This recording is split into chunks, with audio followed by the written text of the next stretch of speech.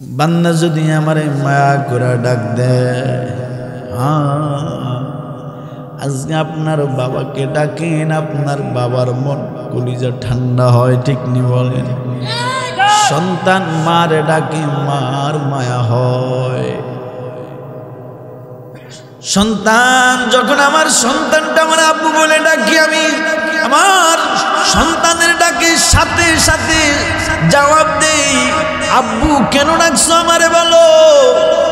মেয়েটা যদি মারে আম্মু করে ডাক দেয়, মাটা হাজারো কাজের ব্যস্ত তারা কি আমার সন্তানের ডাকে সাড়া দেয়। ও কুমিল্লার মানুষ, বলো না বলো না, 100 বাঘ মায়ার মধ্যে একটা বাঘ মায়া, 100টা বাঘ মায়ার মধ্যে একটা বাঘ মায়া আমার আল্লাহ ওই দুনিয়ার সব মানুষের ভিতরে দিছে। শুধু মানুষের ভিতরে দেয় নাই, সব মাখলুকের ভিতরে আল্লাহ বর্তন করে দিছে। যার কারণে মা সন্তানের জন্য মায়া হয়, একটা গরু তার বাছুরের জন্য মায়া হয়, একটা মুরগির 15-16টা বাচ্চা ছিলে যখন একটা বাচ্চা নেওয়ার জন্য জাপ মারে, মা সিলের সাথে যুদ্ধ করে, দেয় না দেয় না। মা যখন সিল কাকের সাথে আরো পারে না, মা ডানাটা বিছাইয়া দিয়ে করে, সন্তান আমি মা ডানার নিচে আশ্রয় নে। একটা দুইটা বাচ্চা নিলে কি বা হবে, তার তো অনেক বাচ্চা আছে, ঠিক কিনা বলেন? এরপরও মা একটা বাচ্চা সিলের হাতে কাকের হাতে তুলে দেয় না। মুসলমান গো, কুমিল্লার মানুষ বুঝে থাকলে বলো, এই মোরগের ভিতরে তার বাচ্চার মায়া ভালোবাসাটা দিছেন কে বলেন? গরুর ভিতরে তার বাছুরের মায়া মহাব্বত ঢুকা দিছেন কে? মার সন্তান কান্না করে দুধের বাচ্চা কথা কয় না, মা রাতের 12টা ঘুমায় গেছে, সন্তান পাশে নিয়ে ঘুমায় গেছে। রাত্রে একটাই সন্তানটা প্রস্রাব করে একটু কান্না করেছে, কান্নার আওয়াজটা মার কানে পৌঁছার সাথে সাথে মার চোখে যতই ঘুম থাকুক না কেন, মা দুঃখিনী সন্তানের কান্না শোনা মাত্র মার ঘুমটা ভাঙ্গা যায়, মার ঘুমটা ভাঙ্গা যায়।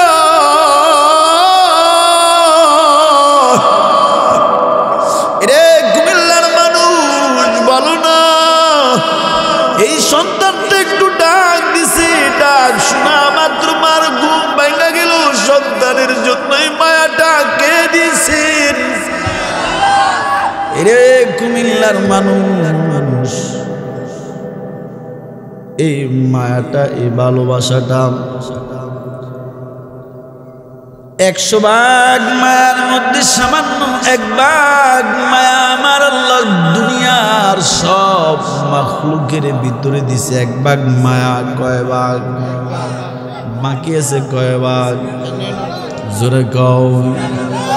100 ভাগের মধ্যে 1টা ভাগ মায়া পায়া যদি, 100 ভাগ মায়ার মধ্যে 1টা ভাগ মায়া যদি দুনিয়ার সব মাখলুক পাইয়া যদি, ওরে গরু যদি তার বাছুরের জন্য এত মায়া হয়, একটা মুরগির জন্য যদি তার বাচ্চার জন্য এত মায়া হয়,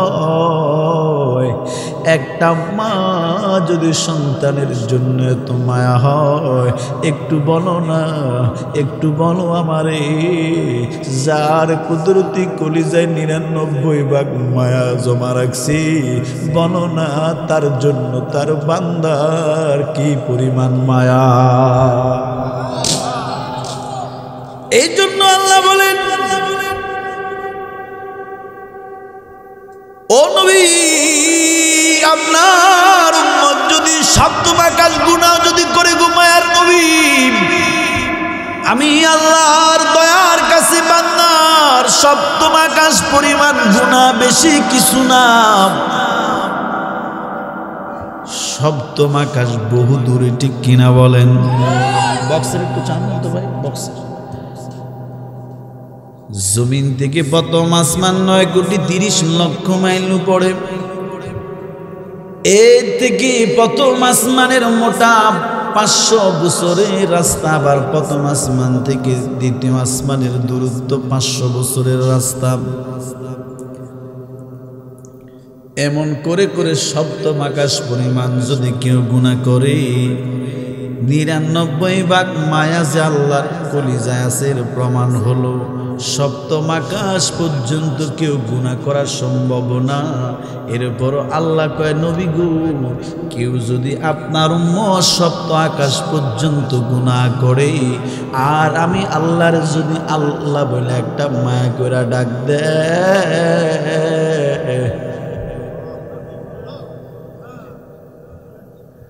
আমার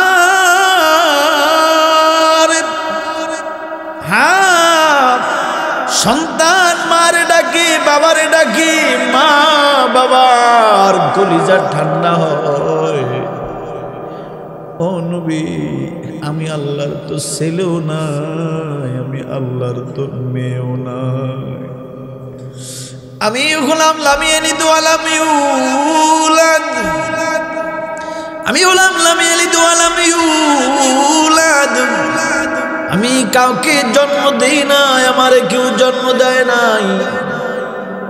ও সরকার, ও নবী গো, কেউ যদি আমার আল্লাহ কয়া ডাক দেয়, ও নবী আমার আল্লাহর কুদরতে কলিজার মধ্যে জোয়ার মেরা যায়। দুনিয়ার সন্তান যদি মারে রাত্রের 12টায় ডাকে, মা সন্তানের ডাক শুনা হাজারো ঘুমের ভিতরে থাকলেও মা সন্তানের ওই মা ডাকটা কানের মধ্যে যখন যায়, মার তো মায়া, মার গুণটা ভাঙা যায়। নবী গো, আমি আল্লাহ 99 ভাগ মায়ার বান্ডার লইয়া আমি আল্লাহ রাতের গভীরে প্রথম আসমানে আইসা আমি আমার বান্দাদেরকে ডাকি। আমি আল্লাহ আমার 99 ভাগ মায়া দিলের মধ্যে নিয়ে আমি গভীর রাত্রে আমার বান্দাদেরকে ডাকি। কবি বলে, অতি গভীর হয় রজনী যখন, অতি গভীর হয় রজনী যখন, নীরবে প্রভুর নাম জপিও তো ঘর। প্রভুর দয়া যদি পেতে চাও, গভীর রাতে উঠে প্রভুর সেজদায় পড়ে যাও। গভীর রাতে ওইটা মালিকের সেজদায় পড়ে যাও। আল্লাহ গভীর রাতে প্রথম আসমানে আসেন। কোথায় আসেন? প্রথম আসমানে আল্লাহ গভীর রাত্রে এসে ডাক দেন, এই গুনাহগারের আয়াত, এই বেনমাজিরা আয়াত, এই বেরোজগারিরা আয়, এই মদ পান করনেওয়ালারা আয়, হে গাঞ্জা খাও আয়।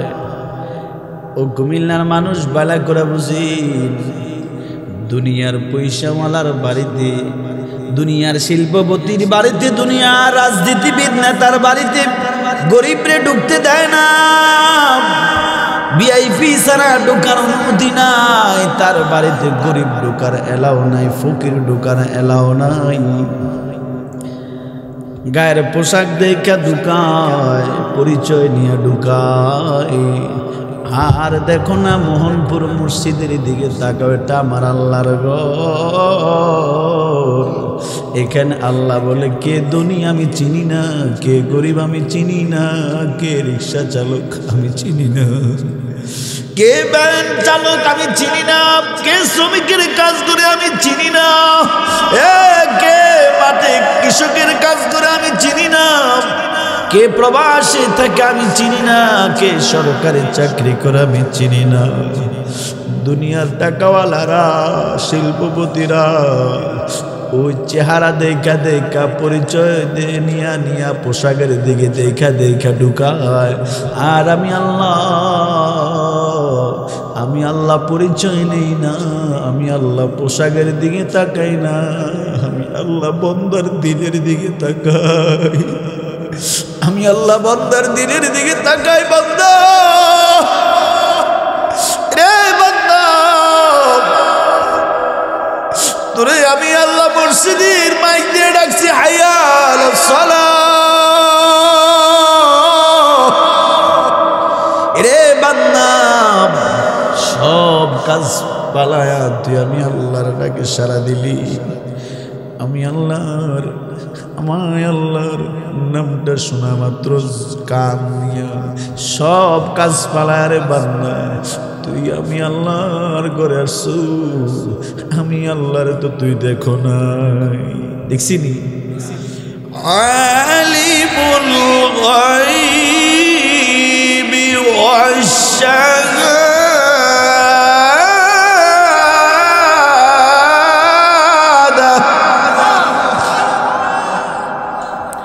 আমরা আল্লাহকে দেখি নাই, আল্লাহ আমাদের দেখিনি, শোনেনি। আমি আপনি যে আল্লাহর ঘরে যাই, আমি আর আপনি তো আল্লাহকে দেখি নাই। এটার নাম ঈমান। এটার নাম কি?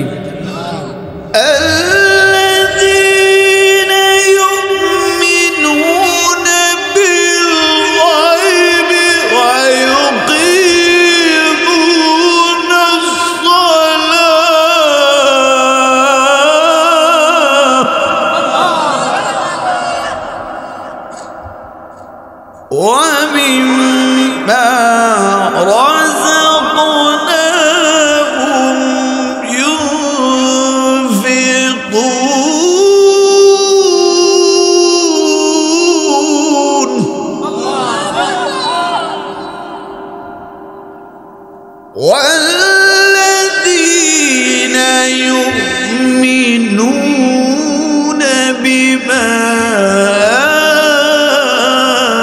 أنزل إليك وما أنزل من قبلك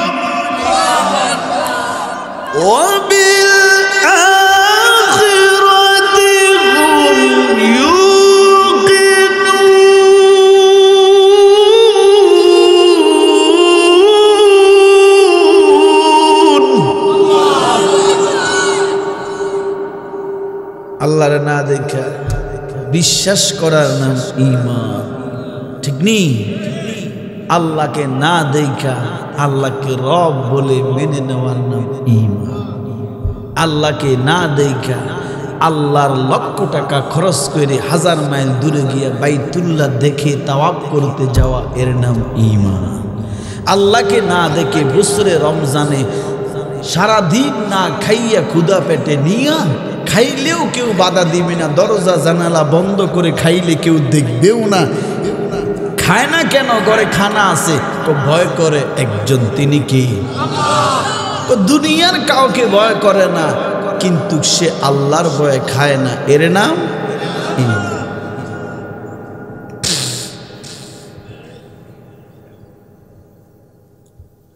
আল্লাহ আজকের মাহফিল কবুল করুন। একটু সামনে আসবেন দয়া করে, পিছনে অনেক আসলে বসতে পারতেছেন, একটু সামনে আসেন, কষ্ট দিব আমি আপনাদেরকে একটু। আল্লাহ আজকের মাহফিলে আমরা যারা আসলাম বসলাম, আল্লাহ গো আপনার 99 ভাগ দয়ার দিকে তাকাই আমাদের সকলকে আপনি ক্ষমা করে দেন, বলিয়া আমিন। আল্লাহ আপনার 99 ভাগ মায়ার দিকে তাকাই আল্লাহ আমাদের মা বাপ মুরব্বি যারা কবরে, আল্লাহ আপনার 99 ভাগ ওই মায়ার দিকে তাকাই আমাদের মা বাপ মুরব্বি সকলকে ক্ষমা করে জান্নাত দিয়ে দেন। আল্লাহ পারে কি পারেন? জোরে কোন পারে কি পারেন? সেই ক্ষমতা দুনিয়ার কারো আছে?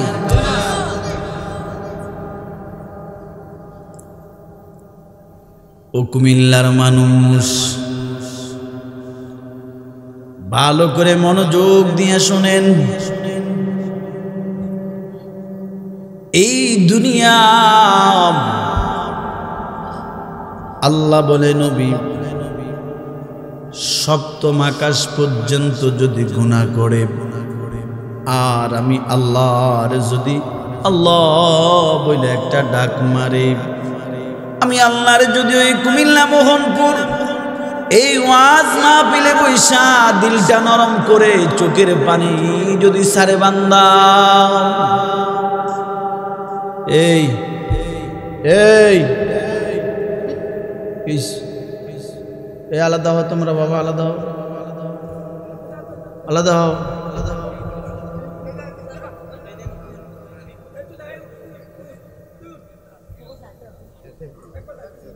পোলাবান এখন এত বেয়াদব হয়ে গেছে, এত বেয়াদব। আমরা মুরব্বী যারা দেখছি, আমার বাবা আমার যেটা মুরব্বী ছিল আসতেছে না, রাস্তা থেকে নামিয়ে পালাই গেছি ভয়। কোনো বাড়িতে কোনো মুরব্বী মারা গেছে ভয়ে ঘর থেকে বাইরে হই না। আর এখন পোলাবাইন মরলে কবরস্থানে এমনি হা করে তাকায় থাকে। কি আজীব, কি আজীব,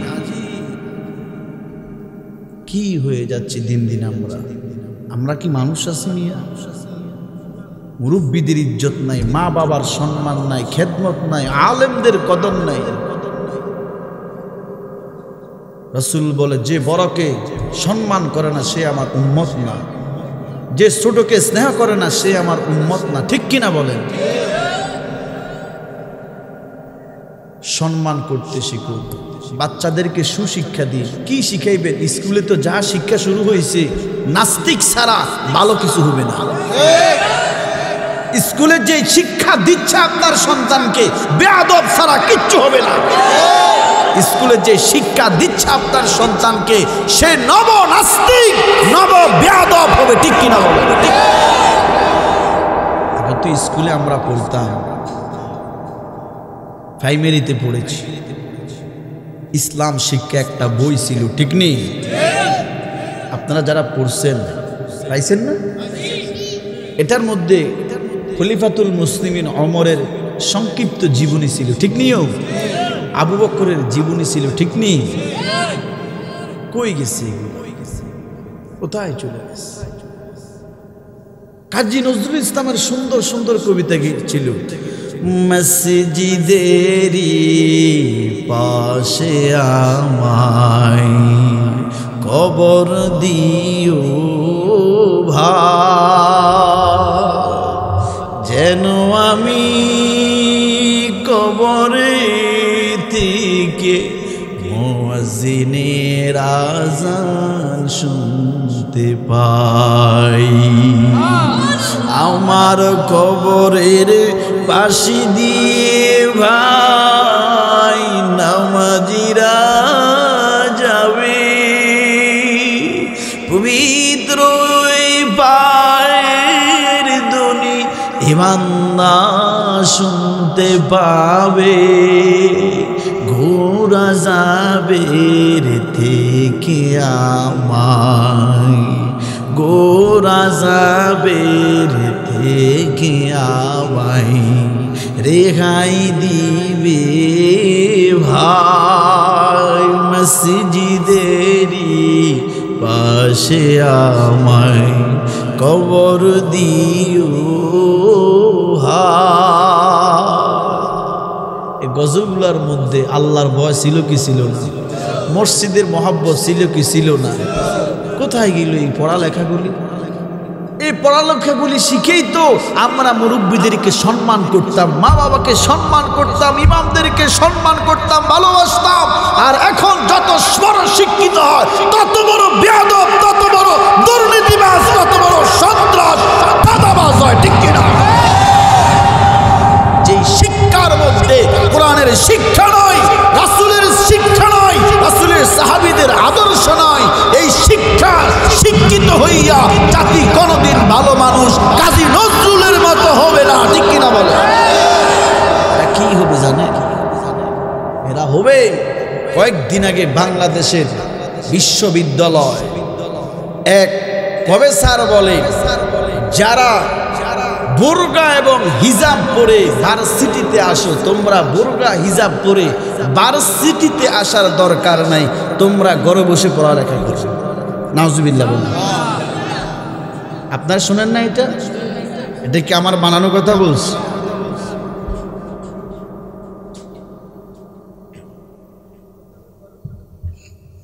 আচ্ছা বলেন তো, এই লোকটা মুসলমান না? ওয়াহিদুজ্জামান চান তার নাম, নামটাও বলে দিলাম। এই লোকটা বলে মুসলমানের সন্তান যারা বোরকা হিজাব পরে ভার্সিটিতে আসো, তোমরা কলেজে ভার্সিটিতে আসার প্রয়োজন নাই, তোমরা ঘরে বসে পড়ালেখা করো। সেই যেইভাবে বলছে মনে হয় যেন কলেজ আর ভার্সিটিটা তার বাবার জায়গায়, কলেজ আর ভার্সিটি মনে তার বাবার টাকা দিয়ে গড়া, ঠিক কিনা বলে? সে জানে না কলেজ ভার্সিটি নির্মাণ হয়েছিল এই বাংলাদেশের 18 কোটি তাওহীদি জনতার ঘাম জড়ানো ব্যাড ট্যাক্সের টাকায়, ঠিক কিনা বলে? সেই জানে না এই কলেজ ভার্সিটিতে যারা শিক্ষাঙ্গনে যারা জব করে, চাকরি করে, তাদের প্রতি মাসে লক্ষ লক্ষ টাকা বেতন এই বাংলাদেশের তাওহীদি জনতার ঘাম জড়ানো টাকা দিয়ে তাদের স্যালারি হয়, ঠিক কিনা বলেন? কি বলো তুমি? কি বলতেছ? কেন একটা অধ্যাপক, একটা প্রফেসর হইয়া এমন পর্দা করা ফরজ না? এ নামাজ পড়া কি নাকি সুন্নত? 5 ওয়াক্ত নামাজ মুসলমানের জন্য পড়া কি? আরে ভাই, কেউ যদি 5 ওয়াক্ত নামাজ পড়তে পারে না, আমি বয়ানের আগে বলছি না, ব্যস্ততার কারণে, বিভিন্ন সমস্যার কারণে, বন্ধুর পাল্লায়, যে কোনো কারণে আপনি নামাজ পড়তে পারেন না, কিন্তু কেউ যদি নামাজ না পড়ে সে কাফের হবে এমন না। কিন্তু কেউ যদি বলে নামাজ পড়া লাগবে না, অস্বীকার করে, সে কাফের। সে কি হয়ে যাবে? কারণ ইবাদতের মধ্যে সর্বশ্রেষ্ঠ সবচেয়ে দামি ইবাদতের নাম হলো ফরজ ইবাদত। কি ইবাদত? জোরে বলেন। ঠিক নামাজ পড়া যেমন ফরজ, কেউ যদি অস্বীকার করে, ফরজ ইবাদতকে কেউ যদি অস্বীকার করে, সাথে সাথে সেই কাফের হয়ে যায়। নামাজের মতো ফরজ হলো পর্দার বিধান, পর্দা করা। স্পষ্ট কোরআনের আয়াত, ওয়াকারনা ফি বুয়ুতিকুন্না ওয়ালা তাবাররাজনা তাবাররুজাল জাহিলিয়াতিল উলা। এই স্পষ্ট হেফজ কোরআন শরীফের 22 নম্বর পারার প্রথম পৃষ্ঠায় আল্লাহ বলেছেন, নামাজ পড়া যেমন ফরজ, মুসলমান নর নারীর জন্য পর্দা করা ফরজ। কেউ যদি নামাজকে অস্বীকার করলে তার যেমন ঈমান থাকে না, সেই কাফের হয়ে যায়। ঠিক কেউ যদি পর্দার মতো ফরজ বিধানকেও কেউ অস্বীকার করে, সেও মুসলমান থাকে না, সেও বেঈমান হয়ে যায়। এবার তুমি মুসলমান নাম দিলে লাভ হবে কি? ওই বিষের বোতলের উপরে মধুর লেবেল লাগাইছে আর কি। বিষের উপরে এ তো টকশোতে রাত্রে 10টা চিল্লি করে। কয়টা? যদি আমার একটা ওই দিন এক বয়ানে বলছিলাম, আমার হুজুর থেকে আসেনি সামনে, আমার কইতেছে হুজুর থেকে রাস্তা বাইর হয়নি, আলে হাতে জানে রাস্তা বাইর হইলে বাংলাদেশের 18 কোটি মানুষ থু মারিয়া তার জাহান্নামে পাঠায় দিবে। এজন্য ওইগুলো একা একা বাইর হয়, ঠিক কিনা বলে? এদের দৌড় হলো রাতের 10টায় টকশোতে, ঠিক কিনা বলে? এটা কি কোনো রাজনীতি আলোচনা? কোন দলের পক্ষে বলছি, বিপক্ষে বলছি না। এটা মুসলমান যারা এক আল্লাহকে মানে, যারা রসুলকে মানে, যারা কোরআনকে মানে। আপনি নামাজ পড়েন না, আপনি কাফের হবেন না। পর্দা করেন না, আপনি কাফের হবেন না। তবে যদি অস্বীকার করেন, আপনি কি হয়ে যাবেন? আমি তো ফতোয়া দেওয়ার অধিকার রাখি না, যেহেতু আমি মুফতি না। এরপরও উস্তাদদের সোহবত থেকে শিখছি কিছু আর কি, এলেম আমল কিছুই নেই। আপনাদের বড় মুফতি থেকে জানা নিয়েন যে খোরশেদ আলম সিদ্দিকী যে নগণ্য ক্ষুদ্র একটা মানুষ কথাটা বলছে, কতটুকু বাস্তব। অনেকে দাড়ি রাখেন না বিভিন্ন সমস্যার কারণে, কিন্তু ওই লোকটা কিন্তু দাড়ি রাখা না যায় এটা বলে না, কথা কয় না।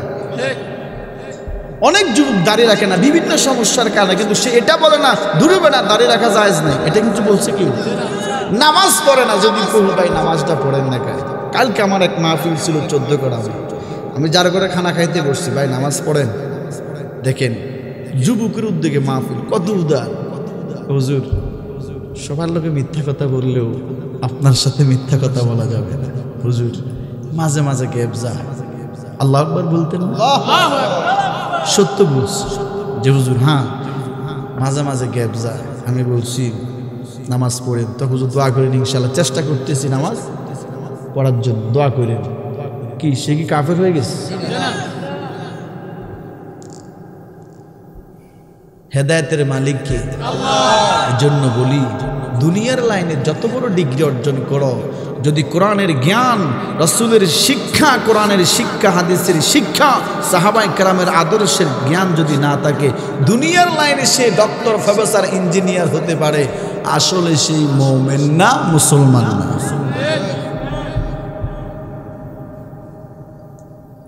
তুমি ডাক্তার হও, ইঞ্জিনিয়ার হও, প্রফেসর হও, কোনো বাধা, তবে তুমি ফরদা নিয়ে ফতুয়াগিরি করিও না, ঠিক কিনা বলেন? তুমি ডাক্তার হইছো, মেডিকেল লাইনে বসে বসে ডাক্তারি করো, তুমি ওই যে ফরদা করা না জায়েজ এই ফতুয়া দিয়ে ঘাঁটাঘাঁটি করার কোনো প্রয়োজন। আল্লাহ বুঝদান করেন বলি আমিন। আর চিল্লায় বলেন আমিন। আল্লাহ কয় যাদের ভিতরে কোরআনের জ্ঞান নাই, হাদিসের জ্ঞান নাই, ধর্মীয় জ্ঞান নাই, এরা মানুষ না। এরা কি নাম?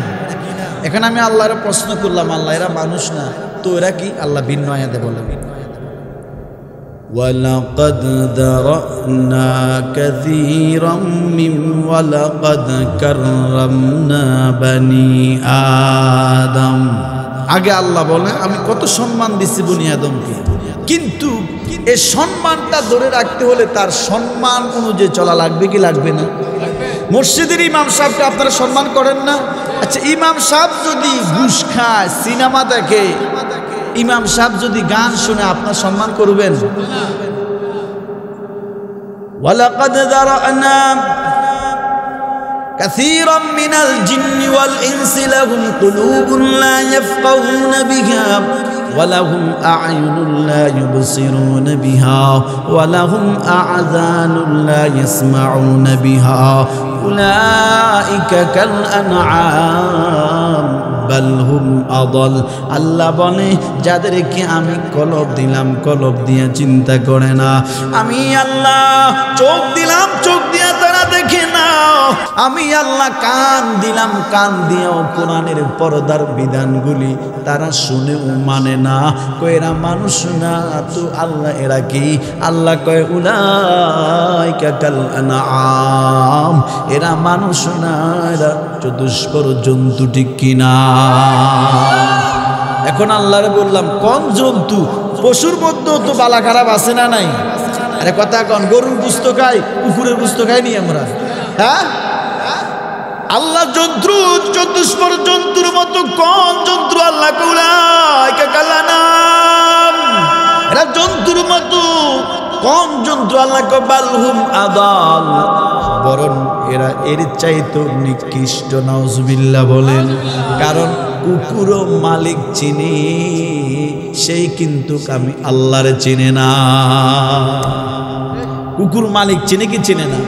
একটু হাড্ডি দিবেন, আপনার চুষে খাইয়ে হাড়টা দিবেন কুকুরকে, কাটা দিবেন, আপনি তারা দিছেন তো আপনার বাড়ির থেকে বাইর হবে না। আপনি রাত্রে ঘুমাবেন তো সে সারা রাত বাড়ি ভাড়া দিবে, অচিন কেউ ঢুকলে ডাক দিয়ে আপনারা জায়গায় তুলে ফেলবে, ঠিক কিনা বলে? দিছেন কি?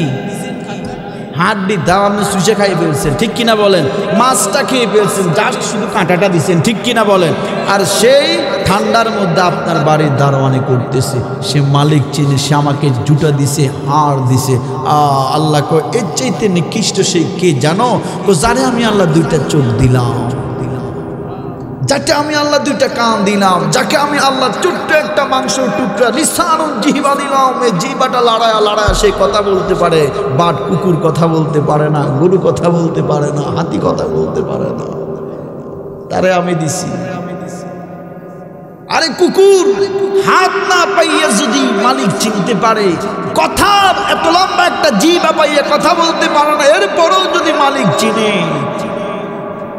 কুকুরকে মালিক আলাদা রুম দেয় না, খাতা দেয় না, বালিশ কম্বল জায়গা কিচ্ছু দেয় না, এরপরও হাড় আর কাটা পাইয়া যদি মালিকের চিনে, মালিকের ভক্ত হয়, আমি তোমার এত কিছু দেওয়ার পরে সৃষ্টির মধ্যে শ্রেষ্ঠ বানাইলাম, এত দামি করলাম যে তোমার চোখ দিলাম, হাত দিলাম, পাও দিলাম, মুখ দিয়ে মনের ভাব প্রকাশ করতে পারো, এরপরও তুমি আমি আল্লাহকে চেনো না, বুঝা গেল তুমি কুকুরের চেয়েও খারাপ। আল্লাহ আমাদেরকে বুঝদান করেন। কি কথা বলতেছিলাম মনে আছে আপনাদের? কোন কথা দিয়েছিলাম? এ তো ডিস্টার্ব করে দিয়েছে বলছি না?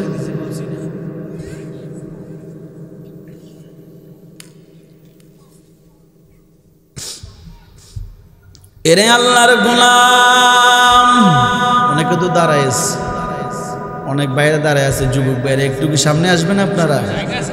একটু জায়গা করে দেন না, একটু সামনে জায়গা করে দেন, এ পাশেও জায়গা আছে। কারণ যুবক ভাইরা কোরআন শোনার দরকার বেশি, ঠিক কিনা বলেন? এদেশের যুবকরা যদি ঠিক হয়ে যায়, গোটা দেশ ঠিক হয়ে যাবে, ঠিক নিও? আলহামদুলিল্লাহ বলেন। আমার আল্লাহ বলেন, ও দয়ার নবী, আমার কাছে যখন বান্দা এই গভীর রাত্রে বসিয়া মুনাজাতে 2 ফোঁটা চোখের পানি ছাড়বে, মনে আসেনি আপনাদের? বলে 2 ফোঁটা চোখের পানির কি দাম? আমি আমার পায়ে মাহফিলের মধ্যে বলি, বৃষ্টির পানিও পানি, টিউবওয়েলের পানিও পানি, ঝর্ণার পানিও পানি, সাগরের পানিও পানি, মাম বোতলের পানিও পানি। ওরে দুনিয়ার বৃষ্টির পানি দিয়া ফল ফসল হয়, ওরে টিউবওয়েলের পানি দিয়া পানির ক্ষুধা নিবারণ হয়, পুকুরের পানি দিয়া গোসল হয়, পুকুরের পানি দিয়া মাছ চাষ হয়, পুকুরের পানি দিয়া জামা ময়লা পরিষ্কার করা হয়।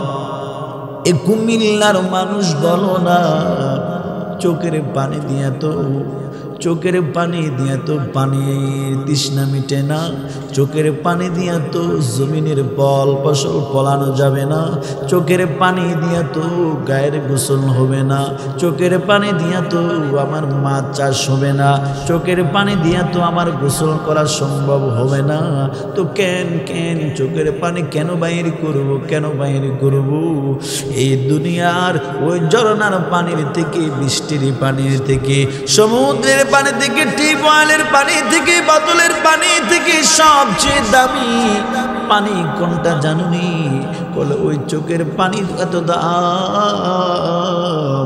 বান্দা যখন নিজের গুনাহগুলি নিজের চোখের সামনে বাসায়া, নিজের গুনাহগুলির কথা মনে কইরা, নিজের গুনাহগুলি মনে কইরা, বান্দা যখন নিজের অপরাধগুলি চক্ষু বন্ধ কইরা নিজের চোখের সামনে বাসাও, মালিক কত গুনাহ করছি, আর তোমার দরবারে বাড়াইতেও বড় লজ্জা লাগে, কারণে হাত দিয়া কত গুনার জিনিস ধরছি। ও মালিক, এই চোখ দিয়া কত গুনার জিনিস দেখছি, এই কান দিয়া কত গান বাজনা শুনছি, এই পাও দিয়া কত গুনার কাছে গেছি। ও মালিক, আমি আমার হাতের দিকে তাকাইয়া দেখি আমার হাতগুলা বড় না, আমার পাও না পাক, আমার চোখ না পাক, আমার কান না পাক, আমার জিহ্বা, আমার জবান না পাক। ও মালিক, এই গুনাহগুলো নিয়ে তোমার কাছে ক্ষমা চাইতো আমার বড় লজ্জা। তবে আল্লাহ 2 ফোঁটা চোখের পানি সেনা দিছি, তুমি আমার মাফ করে দাও। আল্লাহ কয় কি হবে চোখের পানি, 2 ফোঁটা চোখের পানির কি দাম জানোনি? ওরে বৃষ্টির পানি দিয়া জমিনে ফসল হয়, টিউবওয়েলের পানি দিয়া পানি তৃষ্ণা মিটানো, পুকুরের পানি দিয়া শরীরের ময়লা জামা পরিষ্কার হয়। রে কুমিল্লার মানুষ ভালো করে বুঝো, ভালো করে বুঝো, 2 ফোঁটা চোখের পানি দিয়ে জাহান্নামের আগুনটা হারাম হয়, 2 দুই ফোঁটা চোখের পানি দিয়া মাওলার থেকে 20-30 বছরের কামানো গুনাহগুলি ক্ষমা নেওয়া হয়। দুই ফোঁটা চোখের পানি দিয়া রাসূল বলে কিয়ামতের কঠিন ময়দানে যেদিন সূর্যটা দাঁত উপরে জমিনটা তামার হয়ে যাবে গো, ওই দিন বেঈমান বেনমাজি গুনাহগারের মাথার মাটিটা সূর্যের তাপে টপ করে আওয়াজ দিয়া মাথার মাটিটা ফেটে যাবে। মগজগুলি বাতের পানির মতো উতরাইতে শুরু করবে, মগজগুলি উতরাইতে শুরু করবে। নাকের ছিদ্র দিয়া কানের ছিদ্র দিয়া মগজগুলি গড়গড় করে জমিনে পড়বে। রাসূল হাদিসে কই সাহাবীরা শুনছনি ওই দিন বেনমাজি নাফরমান সুদখোর ঘুষখোরের জিহ্বাটার নামতে নামতে নাভি পর্যন্ত কুকুরের মতো জ্বলবে। হায় হায় ওই দিন আল্লাহ কোরআনে বলেন, আল্লাহ কোরআনে বর্ণনা করেন ওয়া উম্মিহি ওয়া আবিহি ওয়া সাহিবাতিহি ওয়া বানিহ। ও নবী, ওই দিন মা বাবা সন্তান থেকে পালাবে, সন্তান মা বাবা থেকে পালাবে। ওই দিন কেউ কারো পরিচয় দিবে না গো, কেউ কারো কোনো উপকারে আসবে না, কেউ কারো কোনো পরিচয় দিবে না। সবাই নিজেকে নিজে চিন্তা নিয়ে ব্যস্ত থাকবে, কেউ কারো চিন্তা করবে না।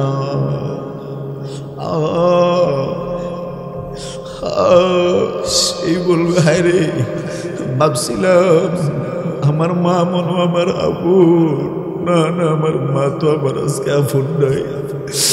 রে ভাবছিলাম আমার বাবা বুঝি আমার আপন, নাই নাই আমার বাবা আজকে আমার পাশে নাই। আমার স্ত্রী আমার সন্তান বুঝি আমার আপন নাই, নাই আমার সন্তান আমার স্ত্রীও আমার আজকে পাশে নাই, আমার বন্ধু নাই, আমার ভাই নাই, কেউ নাই আমার পাশে, কেউ নাই, আমি বড় একা হয়ে গেলাম। আল্লাহ বলে নবী কোরআনে আল্লাহ আয়াত নাজিল করে কয়, কোরআনে আল্লাহ আয়াত নাজিল করে নবীরে জানায়, নবী গো ওই হাসরের মান কতদিন দাঁড়ায় থাকবে জানেননি? 50,000 বছর দাঁড়া থাকা লাগবে। কয় হাজার বছর বলে? 50,000 বছর দাঁড়া থাকতে হবে। ডানেও তাকানো যাবে না, বামেও তাকানো যাবে না, বামেও ঘোরা যাবে না, ওটা বিন্দু পরিমাণ লড়ানো যাবে না। সব মানুষ দাঁড়া থাকবে 50,000 বছর। রাসূল বলে সাহাবী, ও সাহাবায়ে কেরাম, প্রত্যেকটা বনি আদম ওই দিন 5টা কোশ্চেন করা হবে, 5টা প্রশ্ন করা হবে। এই 5টা প্রশ্নের উত্তর যদি সঠিক হয়, এই 5টা প্রশ্নের উত্তর যদি সঠিক হয়, তার আমলনামাটা আল্লাহ ডান হাতে দিয়ে দিবে। 5টা প্রশ্নের উত্তর যদি কেউ আটকা পড়ে যায়, 1 নম্বর, আমি আল্লাহ যে তোর হায়াত দিছিলাম,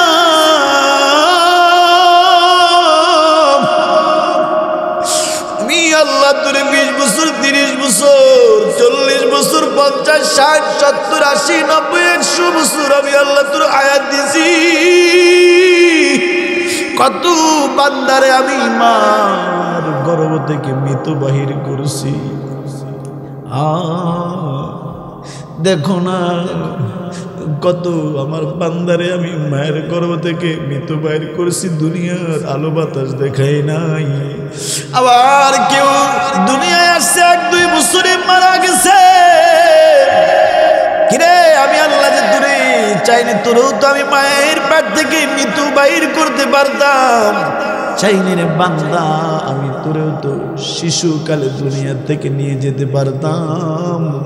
হ্যাঁ দেখ, তোর মতো কত যুবক হুন্ডা অ্যাক্সিডেন্ট করিয়া, গাড়ি অ্যাক্সিডেন্ট করিয়া, স্ট্রোক করিয়া ঘুমের ঘরে মারা যায়। কিরে যুবক, আমি চাইলে তো তোর জোয়ানকালে দুনিয়া থেকে নিয়ে আসতে পারতাম।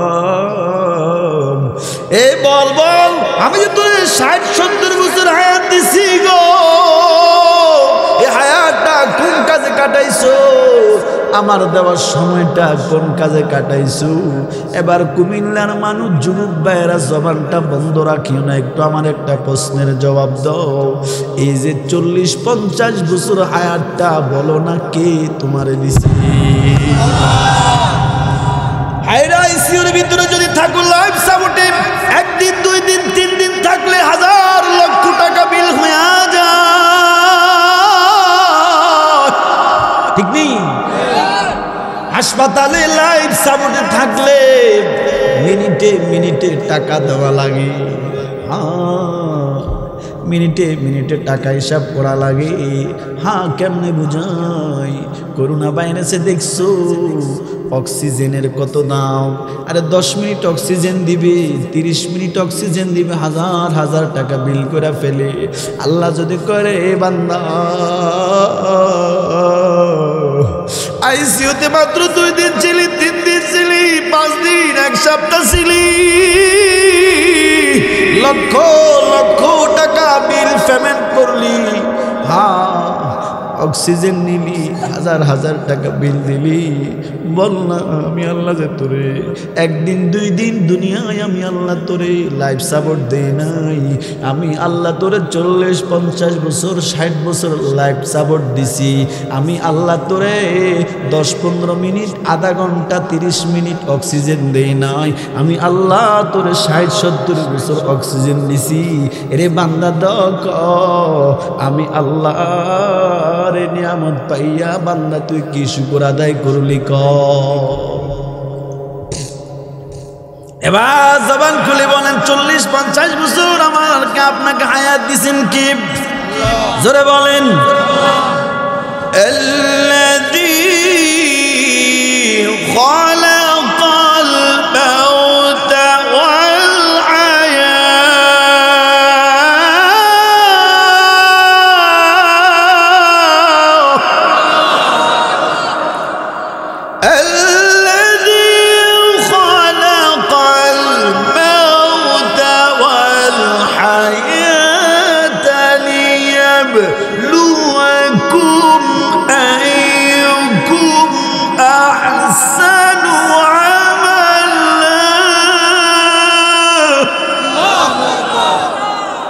হিফজুল কুরআন শরীফের 29 নম্বর পারার প্রথম পৃষ্ঠা সূরাতুল মুলকের 2 নম্বর আয়াতে আল্লাহ বলেন, আল্লাযী খালাকাল মাউত ওয়াল হায়াত, আল্লাযী খালাকাল মাউত ওয়াল হায়াত। কেমনে বুঝাই রে ভাই, কেমনে বুঝাই, কেমনে বুঝাই? আল্লাহ যদি কলিজা ফেটে যদি বুঝানো যেত, আমি আপনাদেরকে কলিজা কাইটা আমি আপনাদেরকে বুঝাইতাম সময়ের যে কি মূল্য, সময় যে কত দামি। জোয়ান কাল ইবাদত করলা না, বুড়া হইয়া গেছো, এখন চাইলেও তুমি রুকু দিতে পারবা না, চাইলেও তুমি সেজদা দিতে পারবা না। এর জন্য যুবক বাইরে 2টা পায়ে ধরে বলি, এই জোয়ান কালে যেমন রাজপথে তোমার পায়ের দমনেতে রাজপথ গরম হয়, রাজপথ কাঁপে, যুবক তুমি কি জানো? তোমার একটা সিজদা আমার আল্লাহর আরশ কাঁপে। তোমার একবার আল্লাহ ডাকে আরশ কাঁপে। রাসূলের কাছে কেমনে কই বিশ্বাস করবানি? একটা ঘটনা বলি।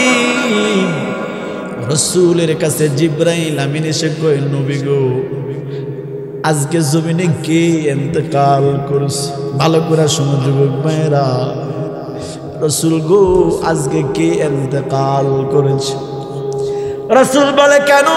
আমার সাদ অসুস্থ। ও নবী,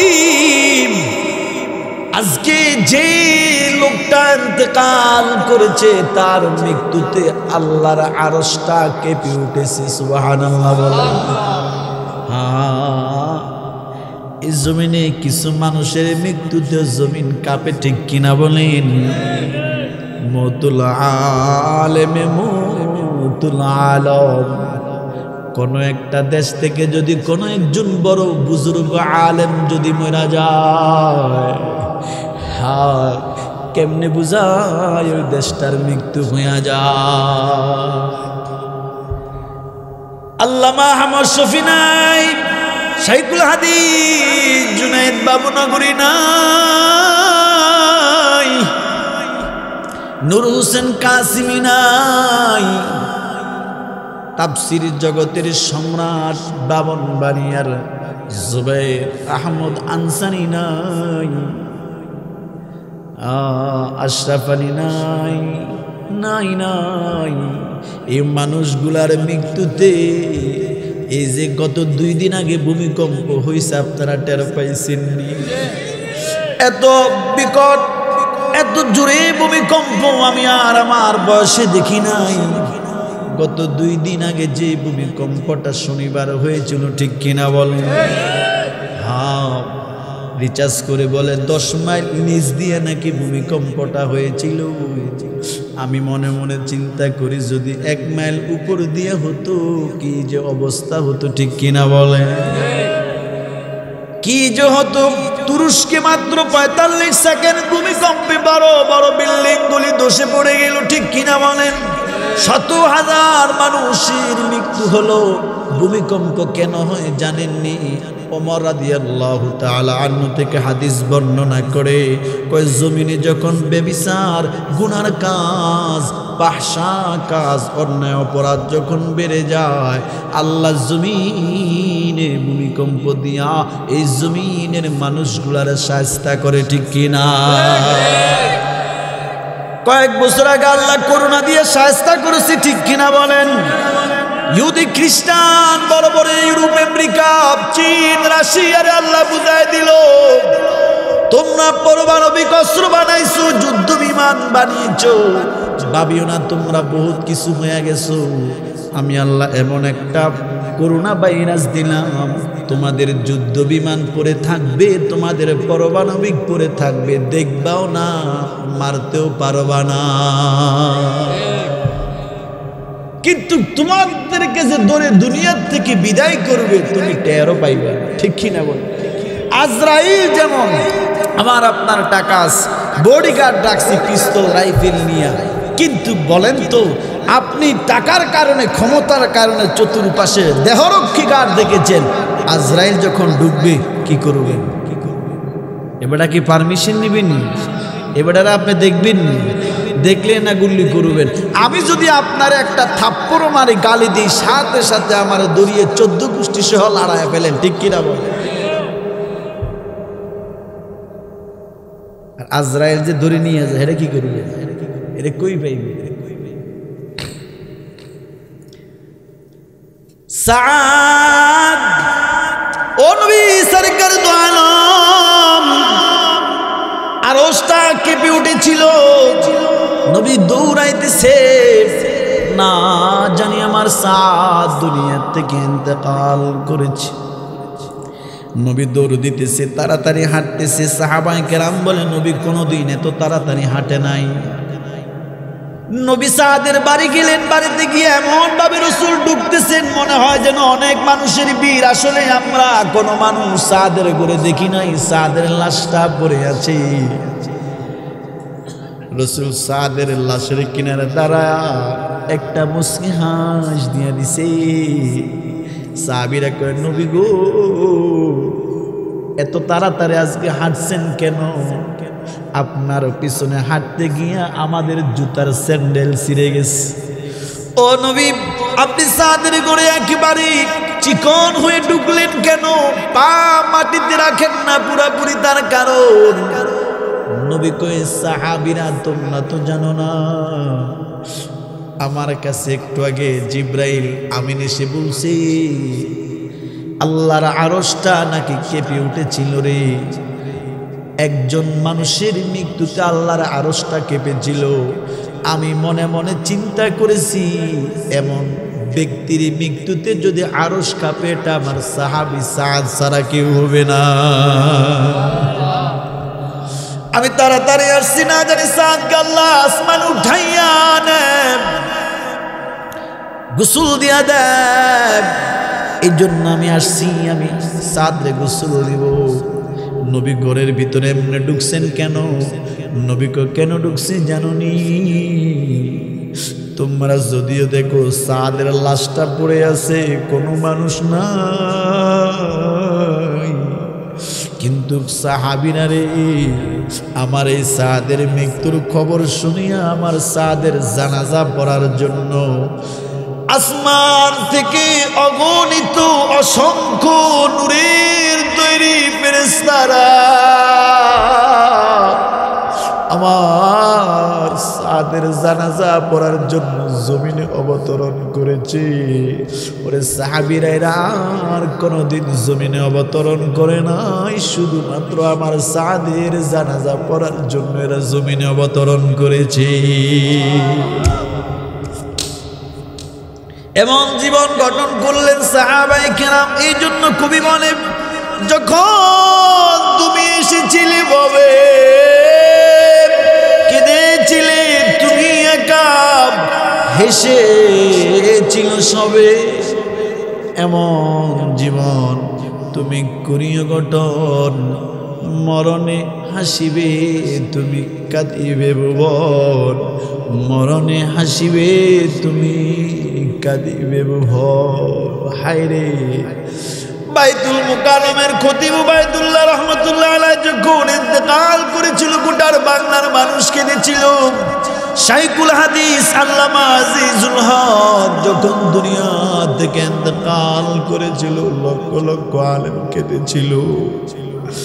হ্যাঁ, মুফতি আমিনী যখন ইন্তেকাল করেছিল, লক্ষ লক্ষ মানুষ কেঁদেছিল। আল্লামা আহমদ শফী রহমাতুল্লাহ আলাইহি যখন দুনিয়া থেকে ইন্তেকাল করেছিল, বাংলাদেশের লক্ষ কোটি মানুষ কেঁদেছিল। নূর হোসেন কাসেমি যখন ইন্তেকাল করেছিল, লক্ষ কোটি মানুষ কেঁদেছিল। ঠিক কিনা বলেন? এই জন্য এমন জীবন তুমি করিও গঠন, মরণে আসিবে তুমি কাঁদিবে ভুবন। আল্লাহ আমাদেরকে সাহাবায়ে কেরামের আদর্শ অনুযায়ী জীবন চালানোর তৌফিক দান করুন, বলি আমিন। কষ্ট হচ্ছে আপনাদের? তাহলে জীবন দিছেন কে বলেন? আল্লাহ বলে, আমি জীবন দিলাম, আমি মরণ দিলাম। কেন দিলাম? লিয়াবলুয়াকুম, আমি তোমাদেরকে পরীক্ষা করব। কি পরীক্ষা? আইয়ুকুম আহসানু আমালা, তোমাদের মধ্যে কে ভালো আমল করো, উত্তম আমল করো। তাহলে বলুন দেখি, আল্লাহ জীবনটা কেন দিছেন? দুনিয়া সাজানোর জন্য না, আল্লাহর গোলামির জন্য, সুন্দর ভালো আমল করার জন্য। ঠিক কিনা? মা খালাকাতুল জিন্না ওয়াল ইনসা ইল্লা লিয়াবুদুন। এই জন্য কুমিল্লার মানুষ আল্লাহ রাব্বুল আলামিন বলেন, মিনহা খালাকনাকুম ওয়া ফিহা নুঈদুকুম ওয়া মিনহা নুখরিজুকুম তারাতান নুখরা। আমি আল্লাহ তোদেরকে মাটি দিয়া বানাইছি, আবার তোদেরকে মাটির ভিতরে নিয়ে যাব। আবার আমি আল্লাহ মাটির থেকে তোদেরকে উঠাবো হাসরের মাঠে। মনে আসেনি? হাসরের মাঠে আল্লাহ বলি, 7 শ্রেণীর ব্যক্তিরে আমি ওই দিন আরশের নিচে ছায়া দিব, যেই দিন কোনো ছায়া নাই, যেই দিন মা সন্তান থেকে পালাবে, সন্তান মা বাবা থেকে পালাবে, স্ত্রী সন্তান স্বামী থেকে পালাবে। আল্লাহ বলে, ওই দিন আমি আল্লাহ 7 শ্রেণীর ব্যক্তিরা আমার স্পেশাল আরশের নিচে ছায়া দিব। এর মধ্যে 7 নাম্বার যেই ব্যক্তিটা, সে হলো যেই ব্যক্তি একা একা নির্জনে বসে বসে আল্লাহর দরবারে কান্না করেছিল, চোখের পানি ছেড়েছিল, চোখের পানির কারণে আল্লাহ আরশের নিচে ছায়ার ব্যবস্থা করে দিবে।